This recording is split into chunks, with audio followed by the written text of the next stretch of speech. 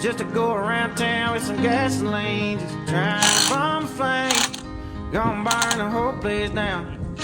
And how do you explain ever falling in love with a guy like me in the first place? Turn around and say that I'm the worst thing.